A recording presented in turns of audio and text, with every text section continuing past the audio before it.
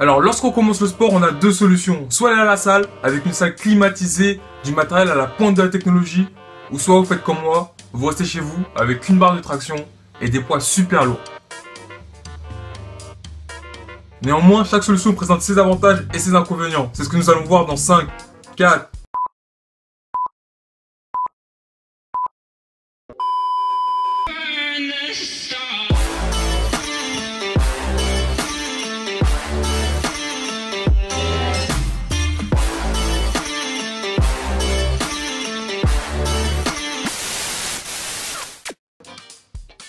Le premier avantage de la salle, c'est le matériel. Il est coûteux, il permet d'isoler certains muscles, ce qui peut être un avantage pour certains. Également, aller à la salle vous permettra d'être encadré par des professionnels diplômés, certifiés, agréés, validés. En théorie seulement, ça c'est pas sûr.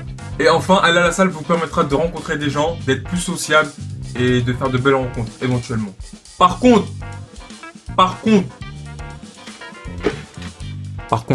aller à la salle, ça demande un coût financier, parce que c'est pas donné, c'est pas gratuit. Faut payer en cash, ou en carte bancaire, ou en PayPal, ou en Apple Pay, ou en chèque, ou en ticket restaurant.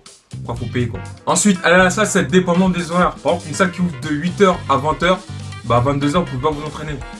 Pas que qui s'entraîne à 22h.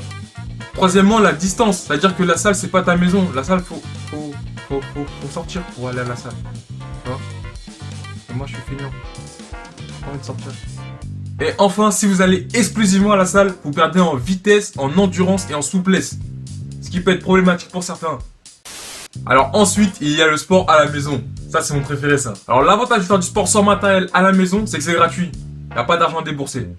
Ensuite, vous êtes indépendant, c'est-à-dire que vous pouvez avoir une meilleure gestion de votre temps. C'est-à-dire que vous pouvez faire du sport le matin, le soir, le midi, quand vous voulez, parce que c'est votre maison. Ensuite, pour les personnes qui sont en manque de confiance, faire du sport chez soi peut être un avantage, car il n'y a personne pour nous regarder, personne pour nous juger. Vous pouvez faire ce que vous voulez. Et enfin, l'avantage de faire du sport sans matériel à la maison, c'est qu'il vous permettra de développer de la masse fonctionnelle. Par contre, les inconvénients de faire du sport chez soi, tout seul, c'est qu'on est seul. Non, jure. Donc il n'y a pas d'encadrement et ça peut être démotivant pour certains s'il n'y a pas d'ambiance. Comme c'est le cas ici. C'est comment?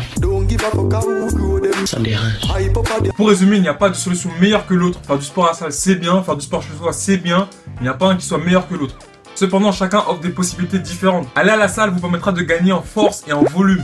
Alors que faire du sport sans matériel vous permettra de gagner en puissance et en masse fonctionnelle. Alors vous l'aurez compris, pour être le plus complet possible, il faut combiner le sport en salle et le sport sans matériel.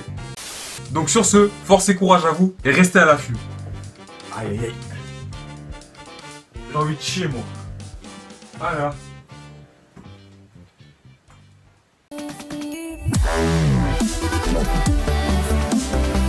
Wow.